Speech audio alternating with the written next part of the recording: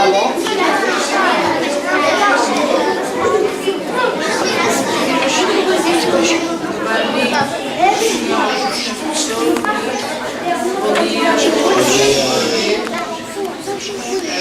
começar. Obrigada por terem esperado um pouco para termos toda a gente aqui e começar em conjunto. Eu queria agradecer a todos vós a vossa presença, e naturalmente a gestora do Machado e a Paula Cabral, que vai fazer a apresentação e a condução desta sessão. Como vocês sabem, nós temos feito encontros de escritores aqui na biblioteca, trazendo as pessoas que estão por trás dos livros, que escrevem. Neste caso, estamos a falar de um escritor muito jovem, já premiado, que teve um livro recentemente adaptado ao cinema, que tem muitos livros, aqueles que vocês veem ali, que eles vos vão falar, e que são para a infância, embora muitas vezes tragam mensagens que vão para além disso, não é? Mas, no fundo, eu não vou demorar, queria só agradecer, dizer-vos que, efetivamente, espero que possam aprender muito com o David, que ele vos ensine o que está por trás do livro e que possa também fazer-vos sonhar e crescer para além daquilo que vocês imaginam. Neste bocadinho aqui vamos estar juntos, está bem? Muito obrigada a todos, muito obrigada aos professores também que estão a acompanhá-los e que nos vão fazer a sua presença. Portanto, eu vou dar a palavra à Paula e ao David, que é com eles que vocês têm muitas coisas. Obrigada.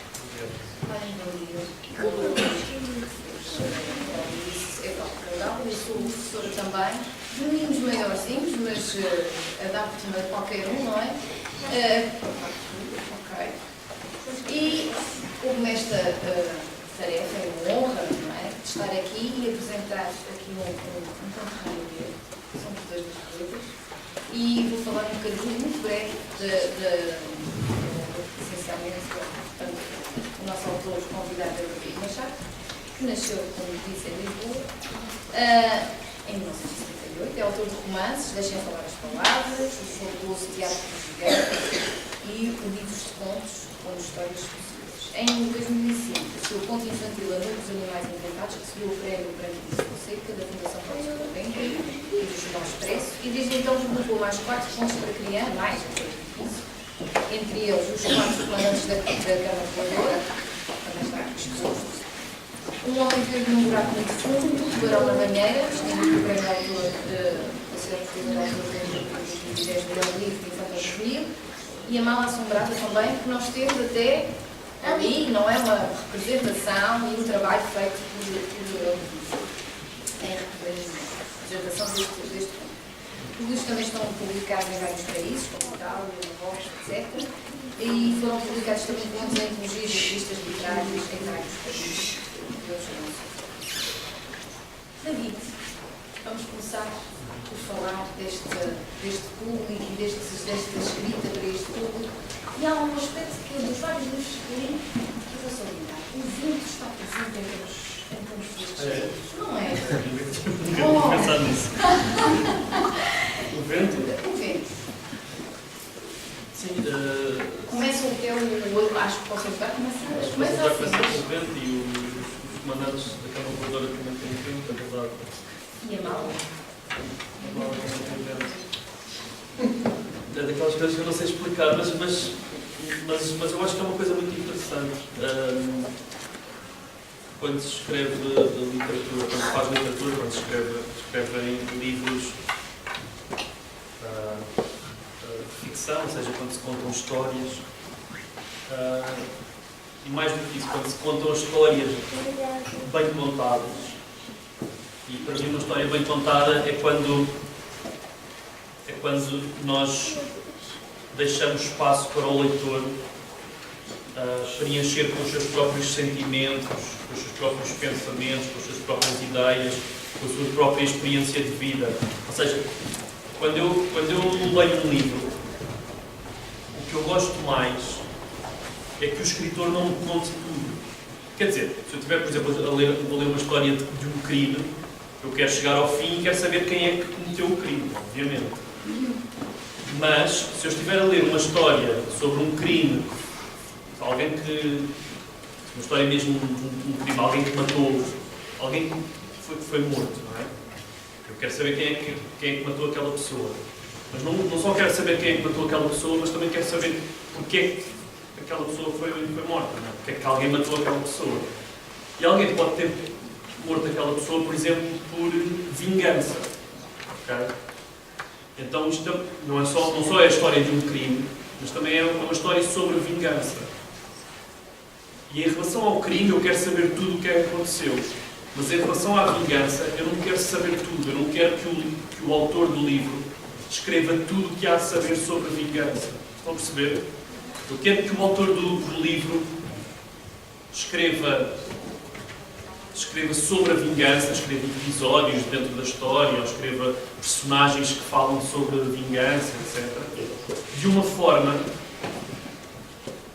que eu depois, quando acabar a leitura do livro, eu fico com ideias novas nas quais eu vou pensar e eu é que vou chegar a conclusões sobre o que é a vingança. Estão a perceber? Pronto.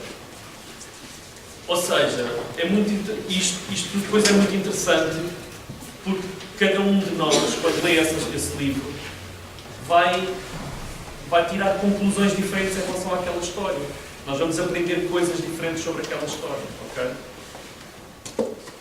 E por isso eu fico sempre muito entusiasmado quando alguém encontra nas minhas histórias coisas que eu não me lembro de as pôr lá. Às vezes coisas que eu tenho a certeza que não pus lá, mas de alguma forma os leitores encontram-nas lá, não é? E depois acontece isso também, que é quando se começa a publicar vários livros, não é? Quando se já tem vários livros publicados, acabamos por conseguir encontrar pontos de ligação entre os livros que eu de facto não os fiz, mas pelos vistos eles existem. Essa do vento nunca me tinham apresentado, mas às vezes perguntam porque é que eu escrevo tanto sobre animais. E na verdade eu só escrevi 2 livros sobre animais, que é A Noite dos Animais Inventados e O Tubarão na Banheira. Mas pronto, então só por causa desses livros as pessoas acham que eu gosto muito de escrever sobre animais. Mas eu acho interessante escrever sobre animais, mas não foi de propósito que eu pensei agora vou escrever sobre animais. Então eu gosto muito dessa ideia de as pessoas encontrarem nos meus livros coisas que eu não escrevo lá. Às vezes quando eu leio uma crítica aos meus livros nos jornais, alguém começa a escrever que o autor, montou aquela história assim, ou descreve aquela personagem de uma forma. Não foi o que eu queria, não foi isso que eu queria fazer, mas isso é o mais interessante na literatura. É a história continuar para lá do autor, daquilo que o autor escreveu, não é? Eu aqui há uns anos escrevi um texto, uma coisa mais ensaística, sobre o facto de para mim, um livro, um romance, sobretudo, ou enfim, uma história de ficção, um livro de ficção, não é uma história, ser como um diálogo, não é? Ou seja, eu escrevi, é como se eu estivesse a falar e depois o leitor vai ter que responder. Porque o leitor também tem que participar no livro, não é? Tem que colocar lá os seus pensamentos. E isso para mim é muito importante. Sei que uma das coisas que gosta mais muito de livros, em geral, é que os livros levantem questões, não é? E que não, pelo contrário, não deem respostas, não é? E, portanto, o leitor, quando lê o texto, o conto, a história, fica alguma questão relevante e se interroga sobre determinados aspectos da vida. Voltando aqui às respostas, até mandei uma mensagem ao nosso escritor aqui convidado e eu espero que possa ajudar hoje aqui nesta sessão, não é? É uma das minhas intenções. Mas este início, depois do encadeamento de todas as ações, acaba por ser uma análise que as nossas ações, qualquer ação do nosso dia a dia, quando a gente pensa que pode ajudar uma pessoa, às vezes, se calhar, por um lado, pode estar a ajudar e, por outro, se calhar, até está a prejudicar outra pessoa, não é? Ou seja, todas as nossas ações têm consequências, não é?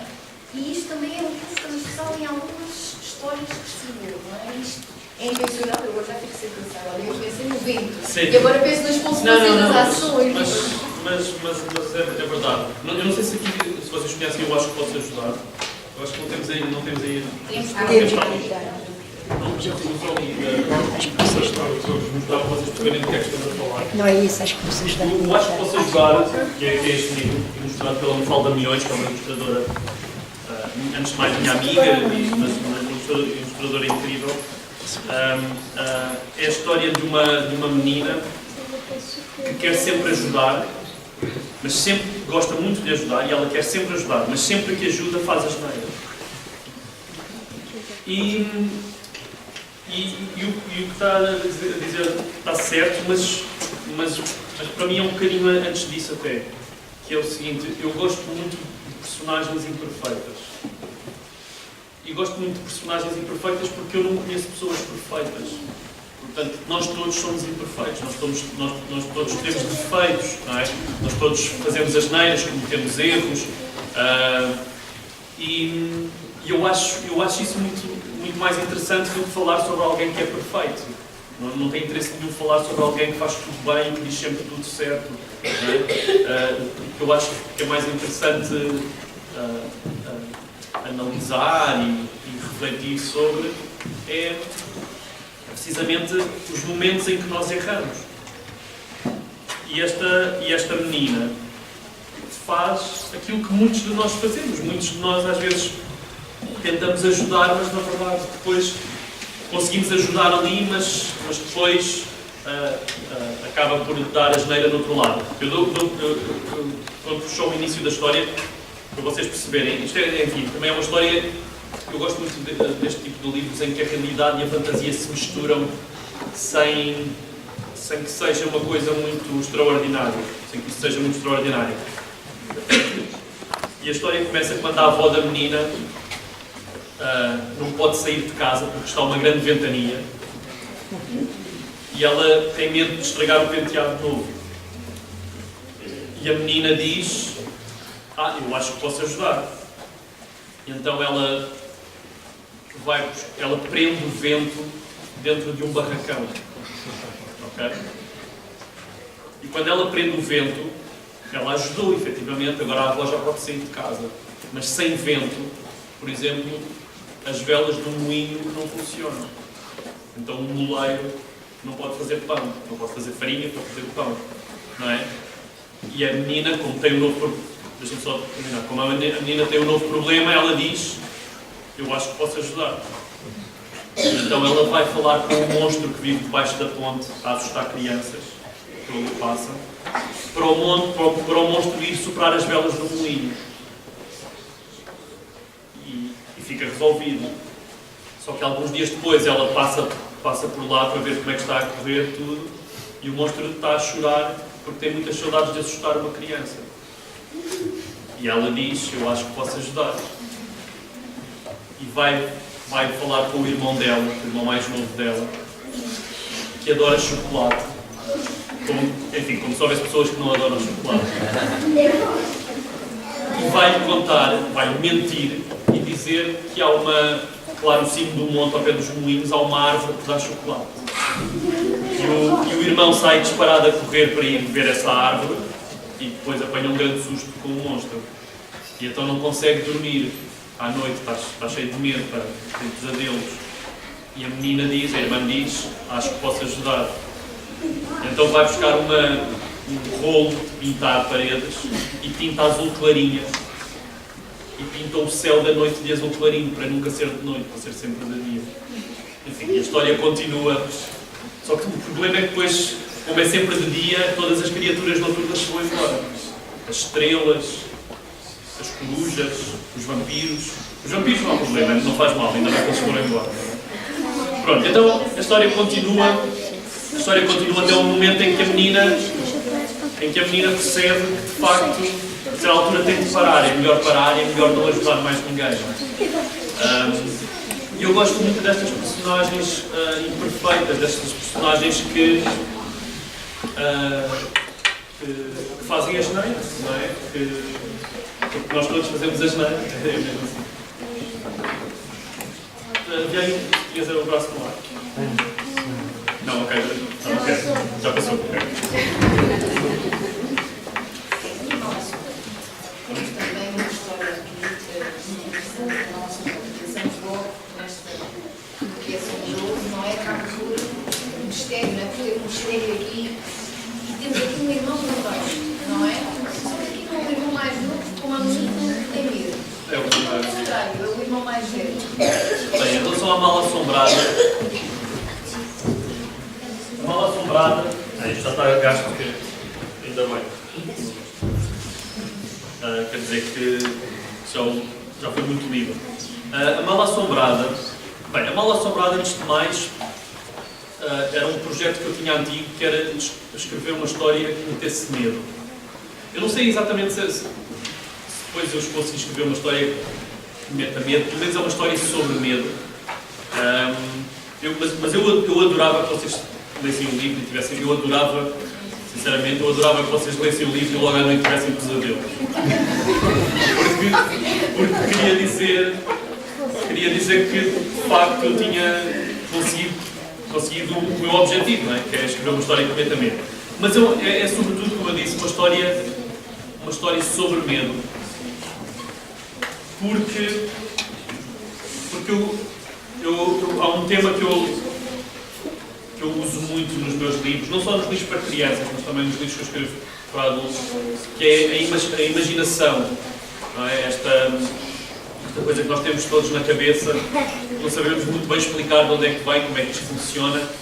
Para mim a imaginação é assim uma espécie de superpoder que nós temos. Nós, seres humanos, temos esta capacidade de criar e até de ver coisas que não existem na realidade, não é? Isso para mim foi sempre assim uma coisa muito impressionante e é uma coisa que nos distingue dos outros animais. Percebem isso, não é? Ou seja, dou-vos um exemplo, se eu olhar aqui para o chão, não está aqui nada, não é? Mas eu consigo ver aqui um porco com asas. Okay? Conseguem ver aqui um porco com asas? Não. Só usar a imaginação, vá lá. Pronto. Mas, por exemplo, um cão se olhar para aqui não consegue ver um porco com asas. Se calhar um cão até consegue ver um porco. Mas não é porque ele tem imaginação, é porque ele se lembra de um porco. Ele já viu um porco uma vez e o cão não tem imaginação, mas tem memória. Portanto, ele lembra-se do porco. Se calhar ele até consegue ver umas asas porque se lembra de uma pomba ou de uma galinha que ele viu. Não passa. Mas o cão não consegue pegar no porco e nas asas e juntar as duas coisas e criar uma coisa completamente nova e completamente disparatada, que é um porco com asas, porque o cão não tem imaginação. Okay? Nós conseguimos porque temos imaginação. Então, para mim, a imaginação é muito fascinante em vários aspectos. E um deles é nesta relação que tem com o medo. Nós só temos medo, a maior parte, não é sempre, mas quase sempre, nós só temos medo porque temos imaginação. Ou seja, nós só temos medo do escuro porque imaginamos o que é que poderá haver atrás do escuro. Nós só temos medo de alturas porque nos imaginamos a cair. Nós só temos medo de aranhas porque imaginamos o momento em que a aranha nos toca no braço. Ok?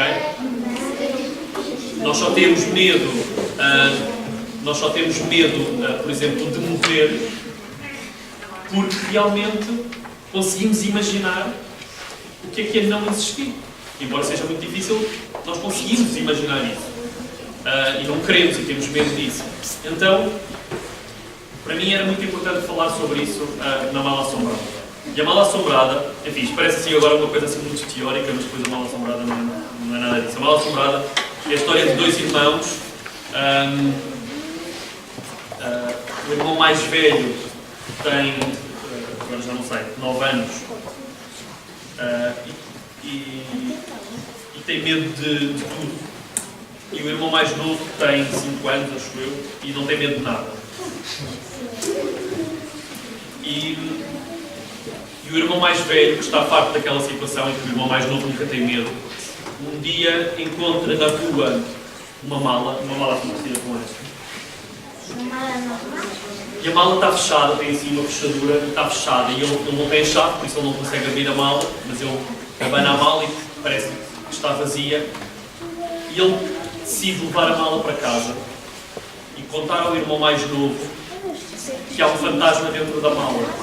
Ele inventa um fantasma, não é? Ele mente para assustar o irmão mais novo. Só que a verdade é que o irmão mais novo não tem medo de nada e diz logo que quer abrir a mala para ver o fantasma, como se ver um fantasma não fosse uma coisa assustadora. E então o irmão mais velho explica-lhe que ele não pode abrir a mala porque não tem a chave e, além disso, o fantasma podia sair de lá de dentro e um fantasma à solta pela casa não era bom. E como não pode ver o fantasma, o irmão mais novo não quer saber da mala, então a mala fica lá no canto do corredor, lá em casa. Uns dias mais tarde, o irmão mais velho chega à casa e a mala está aberta. E ele vai falar com o irmão mais novo e pergunta-lhe o que é que se passou. E o irmão mais novo explica-lhe que com um lápis muito afiado conseguiu abrir a fechadura da mala. E que quando abriu a fechadura da mala, o fantasma saiu lá de dentro. E o irmão mais velho, que tem mesmo medo de tudo, começa a ter medo do fantasma que ele próprio inventou. Ok? Então é aquela coisa do feitiço vira-se contra o feitiço. Enfim, isto é mesmo o início da história, depois se vocês quiserem ler, o resto não temos tempo agora para estar assim a contar tudo. Mas mais uma vez eu gosto muito destas personagens que mentem umas às outras, que tentam, são um pouco mazinhas, não é? Que depois o irmão mais novo também está a ser mauzinho para o irmão mais velho, não é? Percebe que o outro lhe estava a querer meter medo e está ele próprio a alinhar no jogo para assustar o irmão mais velho. Então eu gosto muito destas personagens que não são muito bonitinhas, não é? Muito perfeitinhas, porque isso não existe. Isso alimenta-se a imaginação, mas ao fim e ao cabo estamos aqui com personagens que são da nossa realidade. Claro. Ali há bocadinho, houve um que estava logo a dizer isto, assustar o irmão, não é?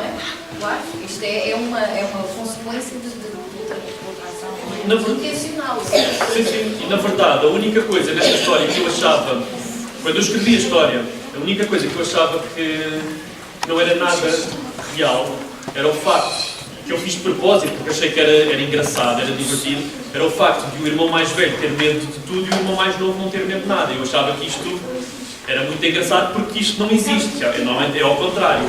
E depois, quando o livro foi publicado, eu tenho imensos pais que vêm ter comigo, porque compraram um livro ou porque já leram a história, e que dizem, não, lá em minha casa é assim. O meu filho mais velho tem medo de tudo e o meu mais novo não tem medo de nada.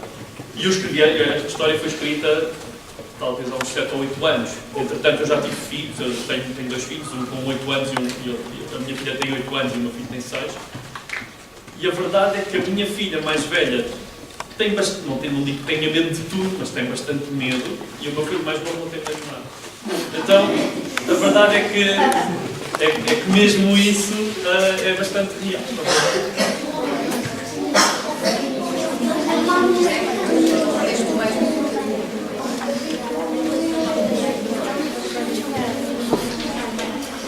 Nesta tentativa de construir histórias próximas da realidade e de conseguir conhecimento, no caso é neste livro.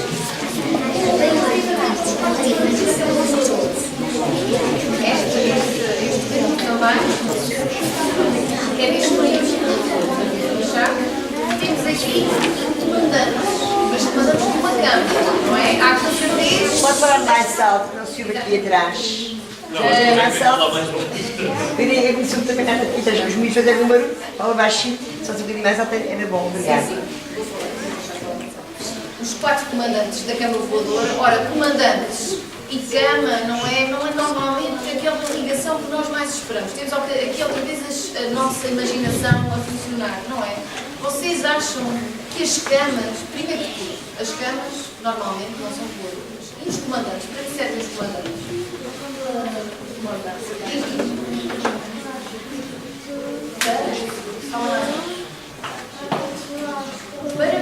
Exatamente, para controlar os companheiros. Por exemplo, para um barco não ir ao fundo, muito bem. E agora uma cama voadora? Como é que se controla uma cama voadora? Podes imaginar? O que achas que pode ser? É difícil? Diz. Eu acho que se controlar com uma voadora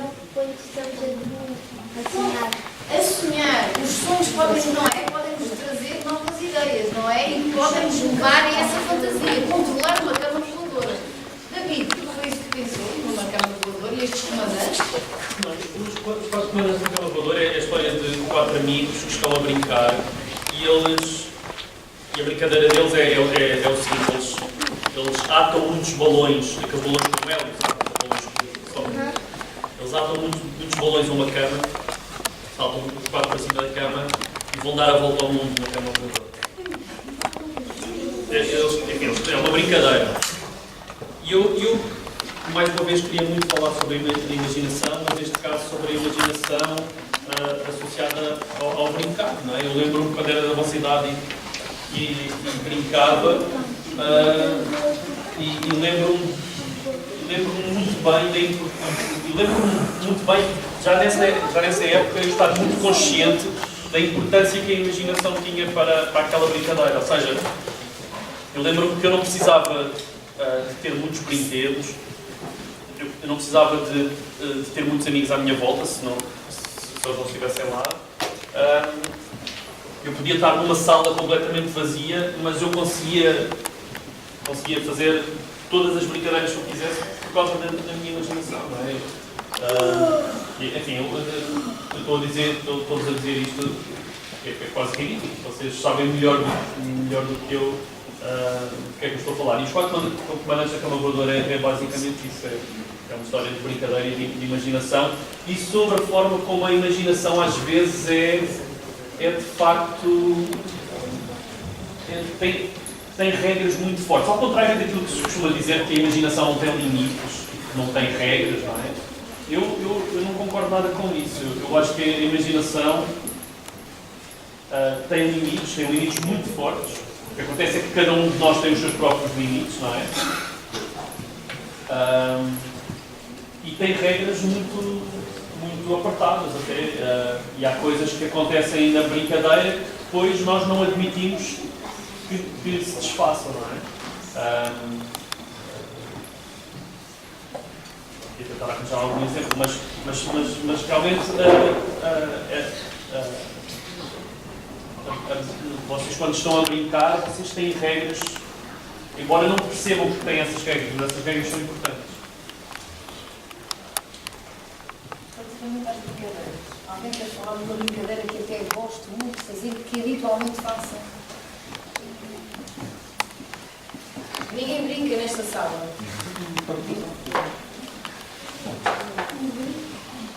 Brincas? Como é que costumas brincar? A correr. E vocês? Eu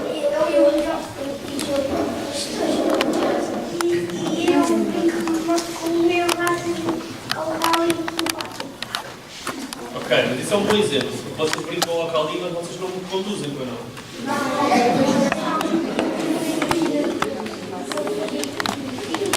Sim. Mas para a brincadeira ser mesmo certo, vocês antes de brincar e ir tirar a carga. Não, mas de facto é isso. Por incrível que pareça, a nós, seres humanos, basta-nos pôr assim as mãos e nós conseguimos imaginar o volante das nossas mãos, conseguimos imaginar o carro todo esse carro de volta, não é? E depois, se quisermos, podemos ir a 200 km por hora. Aliás, nós, se quisermos, podemos ir a 1000 km por hora. Pronto, e isso é muito... Se calhar vocês... Eu acho que a maior parte das vezes nós damos a imaginação como uma coisa adquirida, que é normal, não é? Mas se nós formos a pensar bem... Agora façam este exercício a ver se vocês conseguem fazer isto, porque não é nada fácil fazer isto que eu vou dizer, que é... Imaginem que não têm imaginação. Ou seja, imaginem que estão aqui e tudo o que vocês veem é assim, pronto. Vocês só veem a realidade como ela é. Não são capazes de imaginar ou de pensar para lá daquilo que vocês estão a ver aqui à vossa volta. Ou daquilo que se lembram. Ok? Mas olha, eu vou-vos dizer uma coisa. Se não existisse imaginação, esta casa não existia. Este edifício não existia. As cadeiras onde vocês estão sentados não existiam. A roupa que vocês estão a vestir não existia. Ok? Vou-vos dar um exemplo. Vamos dar um exemplo. Pensem numa época, lá muito atrás da história, numa época em que não havia pontes. Houve uma altura da história dos seres humanos, deste planeta, em que ainda não havia pontes.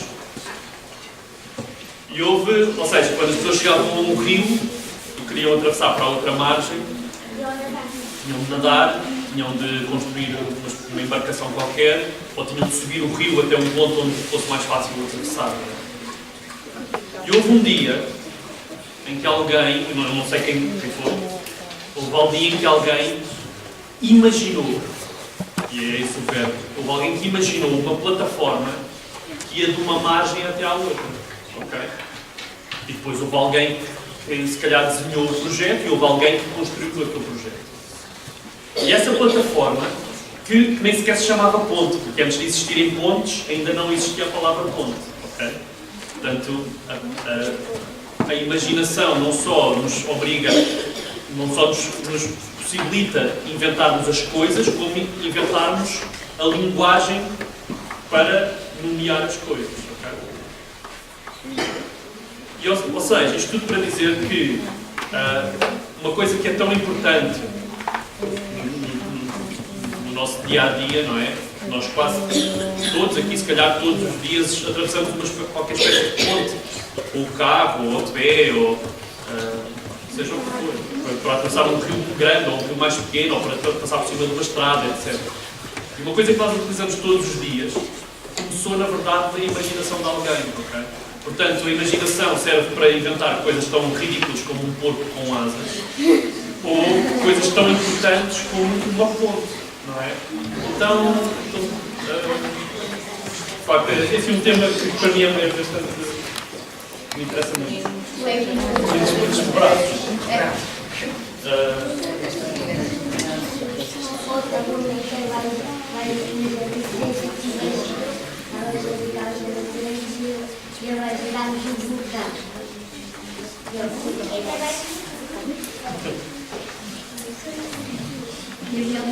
Isso tinha uma coisa muito...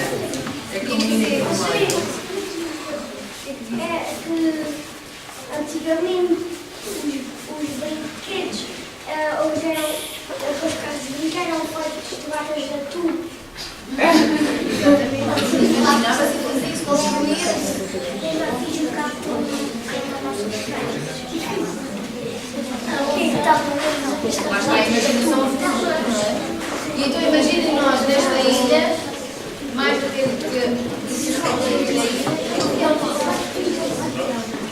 como é que nós ligamos, não é? Tudo aquilo que é fabricado pelo ser humano foi imaginado por alguém. Bem, o tubarão.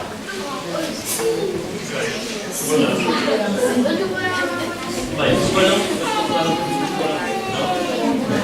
Temos aqui, olha, temos aqui atrás, se precisar. Passa para aqui. Vai, passa para a frente. Vai passar. Isso é absurdo. Bem, o tubarão, deixa-me pôr assim mais vantagem para vos mostrar. Tubarão da banhada. O tubarão, eu vou-vos só contar assim o início da história do Na última tubarão. página, O tubarão,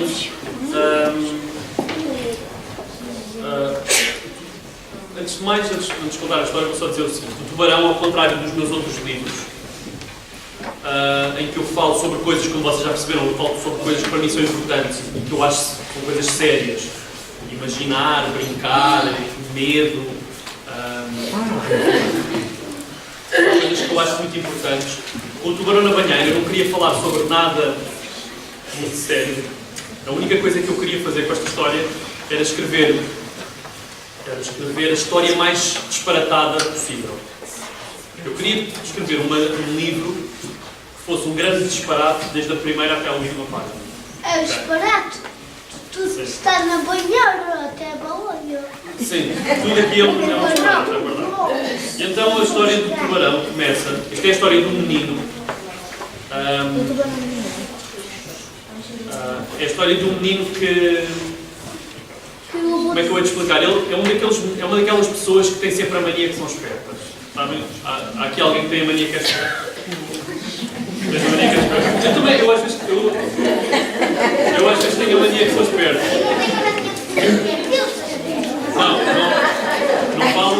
Não vale acusar ninguém. Eu confesso que eu às vezes tenho a mania que sou esperto e a minha mulher lá em casa às vezes não gosta nada. E então, este menino tem a mania que é esperto. A história, é ele que está a contar a história, e a história começa quando o avô dele, um dia, sem querer, se senta em cima dos seus próprios óculos, que estão no sofá, e com o peso do seu rabo parte os óculos. E ele sabe que tem outros óculos lá em casa, mas como não tem óculos, não consegue procurar os óculos. E então ele pede ajuda ao neto. E eles os dois procuram pela casa toda, não encontram os óculos, mas encontram um aquário. Um aquário que está vazio, está assim, está lá guardado, velho. E o menino assim que vê o aquário decide que quer pôr um peixe dentro daquele aquário. Então, está aqui a ilustração dos óculos partidos e do aquário. E então ele, no dia seguinte, ele e o avô vão à praia buscar um peixe. E eles pescam não, é a boia para o anzol. E eles apanham um peixe assim pequenino, ao qual o menino decide chamar Osvaldo.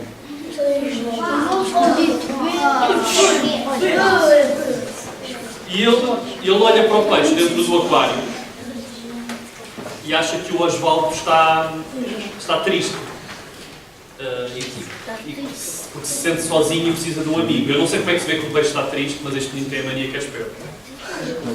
E então ele convence o avô a regressarem à praia para pescar um peixe para ser amigo do Osvaldo. Então aqui eles os dois a pesca espera. E eles pescam um novo peixe, que é um tubarão.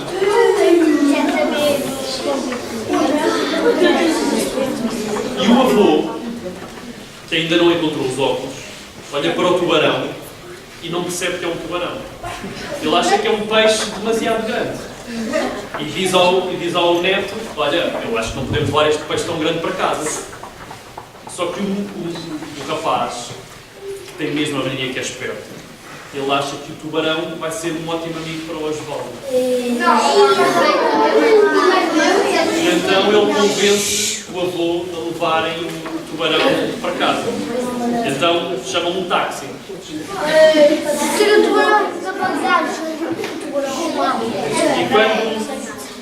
E quando chegam a casa, primeiro ele enfia o tubarão à força no aquário.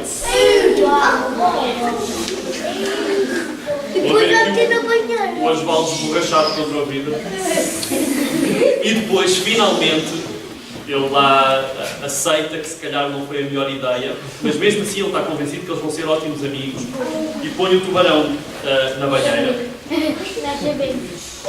E depois obviamente o tubarão, enfim, não se porta bem.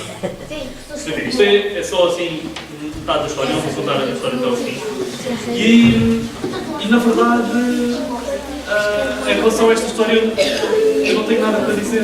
É só a história mais ridícula que eu fui capaz de imaginar. E, enfim, tenho uma coisa para dizer que não é sobre a história. É sobre esta coisa do ridículo. E sobre as surpresas. Que é, eu escrevi esta história para ser uma história ridícula, para ser uma história disparatada. Quando eu estava a escrever a história, eu estava a divertir-me a escrever a história, eu às vezes tinha de parar para me rir. Mas eu sinceramente eu pensava que ninguém ia querer ler esta história. Isto era tão absurdo, era tão tolo, que ninguém ia querer escrever. Aliás, eu pensava antes de mais que a minha editora não ia querer publicar uma história assim. E depois eles aceitaram publicar a história. E depois o livro foi publicado. esgotou a primeira edição num mês. Alguns meses depois ganhou o tal prémio da Sociedade Portuguesa de Autores e até hoje, isto foi há 8 anos, faz agora, esta semana, 8 anos. E o livro já vendeu mais de 20 mil cópias, por isso eu só fico mesmo muito feliz por vocês gostarem dos disparates que eu gosto. Mas é muito estranho pensar que uma história que eu achava mesmo que ninguém ia gostar tornar-se disto.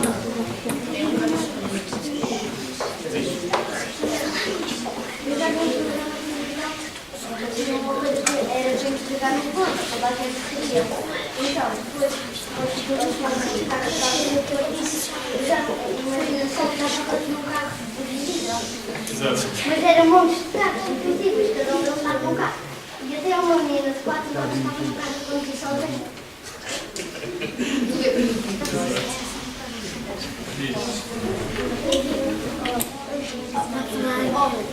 O facto de final é mais disparatada de acordo. Pois é, Como é que uma mãe entra dentro? eu não contei a parte do final que era para quem não leu a história para não estar a estragar as surpresas. Mas podemos dizer que no final, a última página tem o maior disparate de todos. Podemos dizer assim. A história tinha muita piada. É muita piada. Pois, eu acho que sim. Eu também acho assim. E ainda bem que vocês também acham. Às vezes os próprios disparates acabam por despertar, não é? Pânico e acabam por dar a várias histórias. E já agora vamos fazer também um exercício. O homem de livro, não é? Mas claro, vamos assim livro a livro. Não sei, é uma forma também de escrever, não é? Então, mas posso sugerir uma coisa? Sim. Posso ler uma história? Ok, então querem que eu leia o mesmo dos meus livros? Sim. Eu vou-vos ler deste livro que eu publiquei o ano passado, que se chama Uma Noite Caiu uma Estrela. Foi assim.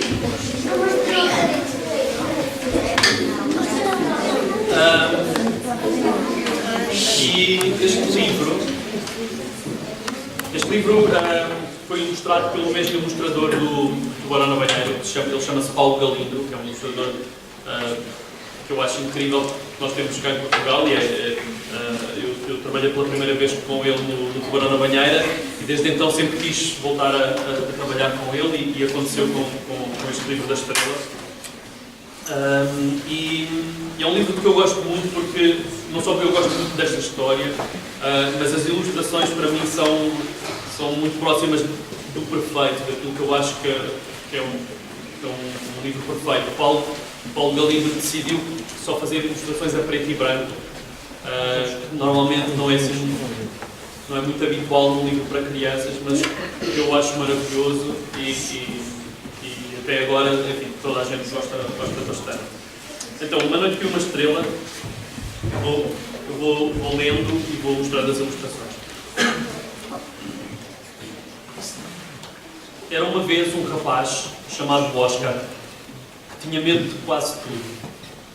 Ele via as outras crianças treparem às árvores mais altas, ou contarem histórias de fantasmas, ou meterem-se num bote para irem ao mar alto fazer festas às baleias. E desejava ser um pouco mais corajoso para poder juntar-se a elas.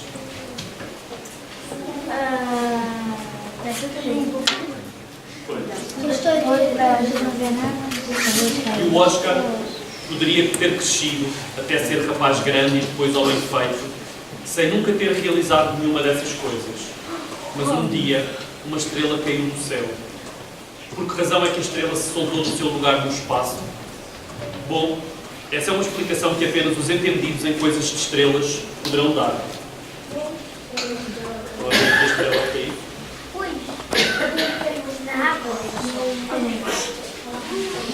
Deixa-me só fazer uma parte, eu adoro essas ilustrações, só a preto e branco, mas como parece que há mesmo luz a sair da página.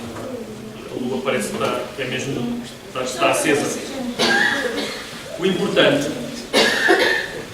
é que, apesar do medo que imediatamente rebentou dentro do seu peito, o Oscar não foi capaz de resistir ao impulso de segurar a estrela na sua mão. Como todas as crianças, ele sabia que não há nada tão bonito como o brilho das estrelas à noite.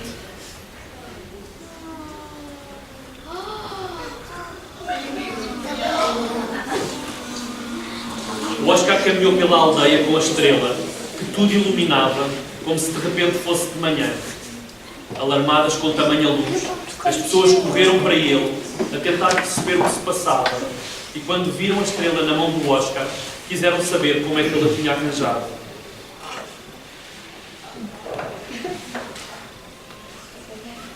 E o Oscar podia ter dito a verdade, claro que podia, só que em vez disso, ele respondeu: fui buscá-la ao céu.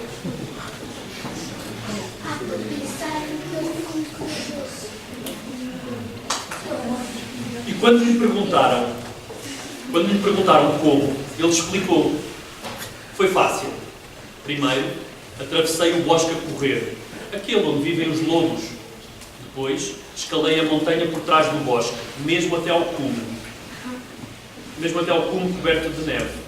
Então, abri um escadote no cimo da montanha, pus uma cadeira em cima do escadote, a minha coleção de livros de banda desenhada em cima da cadeira, um barril em cima da banda desenhada, a cartola que o meu avô usa nos dias de festa em cima do barril, um banco em cima da cartola, a mala de viagem dos meus pais em cima do banco, a minha bicicleta em cima da mala, uma panela em cima da bicicleta, um saco de farinha em cima da panela e uma lata de sumo de ananás em cima do saco de farinha. Depois subi para cima da lata. Subi para cima da lata e em bicos de pés estiquei o braço e apanhei a estrela. Ele está aqui todo fanfarrão com a sua mentira, não é?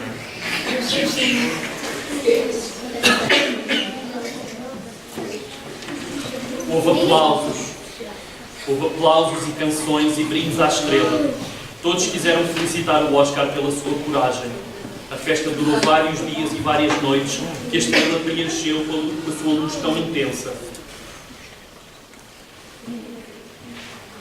Por fim, a festa terminou e todos regressaram às suas casas para descansar, porque mesmo quando uma estrela cai do céu, a vida não para. E o Oscar ficou para trás, feliz por ter feito as pessoas felizes, até que alguém apareceu para lhe pedir que fosse também para casa, pois a luz da estrela entrava pelas frinchas das janelas e não deixava ninguém dormir. O Oscar compreendeu e foi-se embora. Meu Deus, vai uma maçã. Foi então que os problemas começaram, porque não é nada fácil dormir com uma estrela ao lado da cama. Com tanta luz no quarto, o Oscar não conseguia adormecer. Começou por embrulhar a estrela nas camisolas de lã dentro do armário. No entanto, a luz passava por entre a malha das camisolas e depois pelas frinchas das portas do armário e espalhava-se pelo quarto inteiro.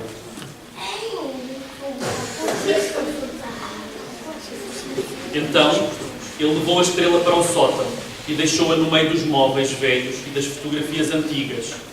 Mas pouco depois, para fugirem à luz da estrela, os morcegos e os ratos que viviam ali começaram a escapar-se para outras divisões da casa.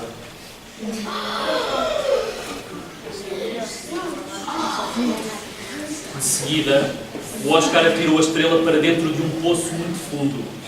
Mesmo assim, a luz da estrela subia pelo poço e continuava a subir até chegar ao céu e se meter no caminho dos aviões. E o Oscar não queria provocar nenhum acidente aéreo.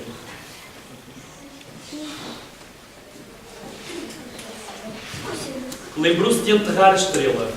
Porém, assim que o fez, todos os animais subterrâneos, como as minhocas, as toupeiras e as formigas, apareceram à superfície para protestar.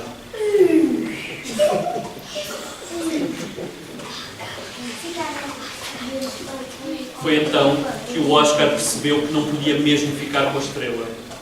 Por isso meteu-a numa garrafa e lançou-a ao mar. Talvez alguém a encontrasse e soubesse o que fazer com ela.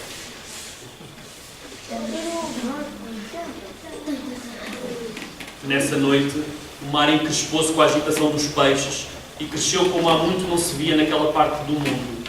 E antes de amanhã chegar, uma onda enorme arrastou a garrafa com a estrela de volta até à praia.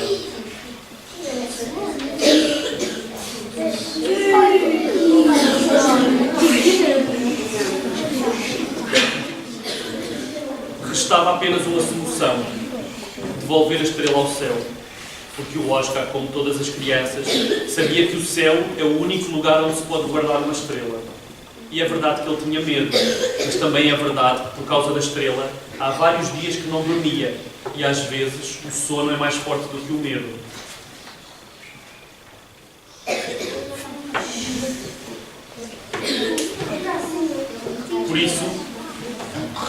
Por isso o Oscar atravessou o bosque, aquele onde vivem os lobos.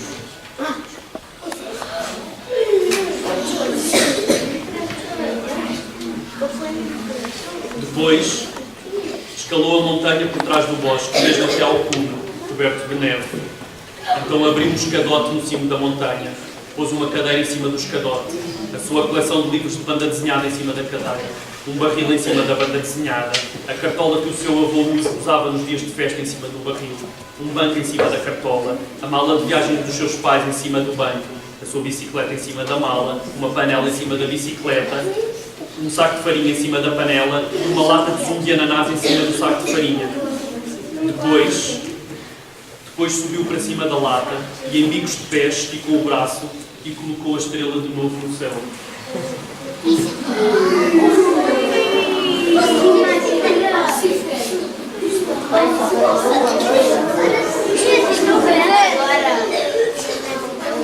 Fim.